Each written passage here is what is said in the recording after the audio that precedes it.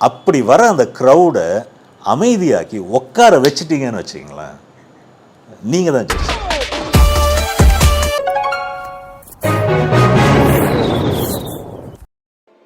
Welcome to another video from the writers.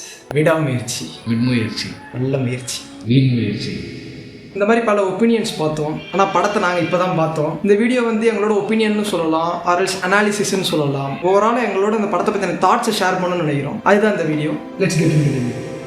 படத்தை பற்றி பேசுறதுக்கு முன்னாடி எங்களுக்கு ஒரு விஷயம் சொல்லணும்னு தோணுச்சு. ஏன்னா ஒரு டிரெக்டர் ஆர் ஆக்டர் வந்து ஒரு புது அட்டம் பண்ணுறாங்கன்னா அது செலிப்ரேட் பண்ணுறோமோ இல்லையோ அதை போட்டு அடிக்கக்கூடாது. இது எங்கே போய் முடியும்னா, ஒரு புது டிரெக்டரோ இல்லை ஆல்ரெடி பல படம் எடுத்த டிரெக்டரோ ஒரு ஆக்டரோ அவங்க வந்து ஒரு புது ஜானர் எக்ஸ்ப்ளோர் பண்ணணும்னு நினைக்கிறப்போ அவங்களுக்கு வந்து மைண்டுக்கு வர இதாக தான் இருக்கும். ஆல்ரெடி ஒரு படம் வந்துச்சு, தயங்குவாங்க, அதை பண்ணவே தயங்குவாங்க. இதை பற்றி இப்போ நாங்கள் பேசுகிறதுக்கு முக்கியமான காரணம் என்னென்னா விடாமுயற்சி. ட்ரெய்லர் பார்த்தப்பே வந்து apart from story and screen play making மேலே ஒரு மிகப்பெரிய எதிர்பார்ப்பு இருந்துச்சு. படம் பார்த்ததுக்கப்புறம் எதிர்பார்ப்பை விட பயங்கரமாகவே அங்கே வேலைப்பாடு இருந்துச்சு. ஹாலிவுட்லேயே வந்து ஒரு புது ஸ்டாண்டர்ட் பெஞ்ச் மார்க் செட் பண்ணியிருக்காங்க மேக்கிங்கில். ஸ்பீக்கிங் அபவுட் ஸ்டோரி, டேரக்டர் வந்து கதைக்கு என்ன தேவையோ அதை மட்டும் தான் பண்ணியிருக்காரு, தேவையில்லாத எதுவுமே இல்லை. எக்ஸாம்பிளுக்கு சொல்லணும்னா ட்ரெய்லரில் வந்து ஒரு டைலாக் வரும், எனக்கு இந்த ஜென்ரேஷன் பற்றி தெரில கையில் அப்படின்ட்டு. ஆனால் நாம் சின்ன பிள்ளையா இருந்தப்ப வாட்ச் கெட்டு போச்சுன்னா ரிப்பேர் பண்ணுவோம், தூக்கி போட மாட்டோம். அது வந்தப்போ வந்து சோஷியல் மீடியா எல்லாருமே ஓட்டுனாங்க. எங்களுக்குமே வந்து பயமாக தான் இருந்துச்சு, என்னடா இப்படிலாம் ரைட்டிங் எழுதியிருக்காங்களே அப்படின்ட்டு.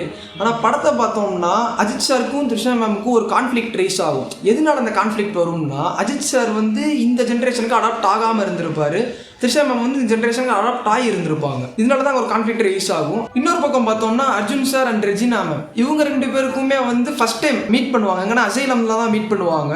மீட் பண்ணோம்னா அவங்க ரெண்டு பேரும் அங்கிருந்து தப்பிச்சிருவாங்க. எல்லாருக்குமே வந்து ஒரு கொஸ்டின் மார்க் வரும், என்னடா இவர் தப்பிக்க இவ்வளோ ஈஸியாக தப்பிக்க முடியும்னா முன்னாடியே தப்பிச்சுக்கலாமே, ஏன் எவ்வளோ நாள் வெயிட் பண்ணி தப்பிச்சாங்க அப்படின்ட்டு. ஆனால் கிளைமேக்ஸ் வந்து அவர் சொல்லுவார், எனக்கு யாரையுமே பிடிக்காது, என்னையவே பிடிக்காது அப்படின்ட்டு. என்னன்னா அவருக்கு வந்து உலகத்திலே ரொம்ப பிடிச்சது வந்து ரெஜினா மேம் தான். அதனால தான் அவங்கள பார்த்ததுக்கப்புறம் அவங்களுக்காண்டி அவர் தப்பிச்சிருப்பார். இப்படி கதையில் வந்து ரொம்ப டீட்டெயில்டாக மீனிங்ஃபுல்லான ரைட்டிங்ஸ்லாம் பயங்கரமாக இருந்துச்சு. படத்தில் வந்து சினிமாட்டோகிராஃபி அருமையாக இருந்துச்சு.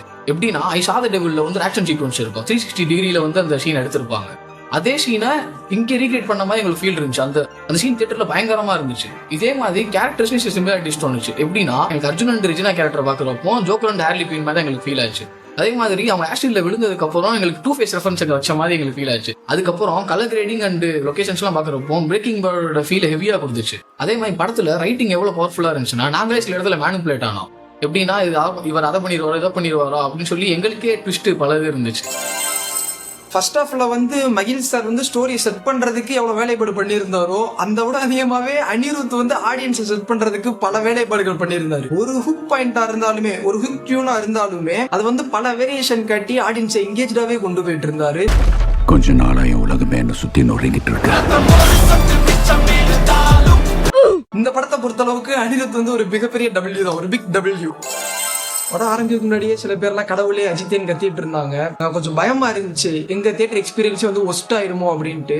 ஆனா படம் ஸ்டார்ட் ஆகி கதைக்குள்ள போக ஆரம்பிச்சோன்னா வந்து எல்லாரும் ஸ்லோட்ல சைலண்ட் ஆயிட்டாங்க. இன்ஃபேக்ட் செகண்ட் ஹாஃப்லயே வந்து சில சின்ன பசங்க மட்டுமே கடவுளே அஜித்தேன்னு 4-5 பேர் கத்திட்டு இருந்தாங்க. ஃபேன்ஸும் சரி, ஜென்ரல் ஆடியன்ஸும் சரி அதை கண்டுக்கவே இல்லை, படத்தை மட்டும் தான் பார்த்துட்டு இருந்தாங்க. இதுல இருந்தே என்ன தெரியுதுன்னா, ஒரு டைரக்டர் வந்து கதை திரைக்கதையை நல்லா பண்ணிட்டாங்கன்னா ஆடியன்ஸை அவங்களுக்கு ஏற்ற மாதிரி செட் பண்ணிடலாம், படத்துல உட்கார வச்சிடலாம் அப்படின்னு கிளியரா புரியுது. மிக்ஸ்டு ரிவ்யூஸ்லாம் பார்த்துட்டு படத்துக்கு போகாமல் இருக்காதீங்க. உங்களுக்கு போகணும்னு தோணுச்சா கண்டிப்பாக போய் பாருங்க. எங்களுக்கு வந்து விடாமுயற்சி 2025ஓட one of the best theatrical experience. இந்த வீடியோவில் வந்து எங்களோட தாட்ஸை நாங்கள் ஷேர் பண்ணியிருக்கோம். இதில் மிஸ்டேக்ஸும் இருக்கலாம். அப்படி எதுவும் நாங்கள் மிஸ்டேக் பண்ணியிருந்தோம் இல்லை எதுவும் சொல்லியிருந்தோம் அப்படின்னா அதை வந்து கமெண்ட்டில் ஷேர் பண்ணுங்க. உங்களுக்கு விடாமுயற்சியை பற்றின தாட்ஸ் எதுவும் இருக்கலாம், அதையும் கமெண்ட்டில் ஷேர் பண்ணுங்க. எங்களை பொறுத்தளவுக்கு விடாமுயற்சி தமிழ் சினிமாவோட ஒரு புதிய முயற்சி. எப்படி இது சேலஞ்ச் பெயிண்டிங் மாதிரி இருக்கு. ஐயோ 1 நிமிட் உனக்கு இல்லம்மா.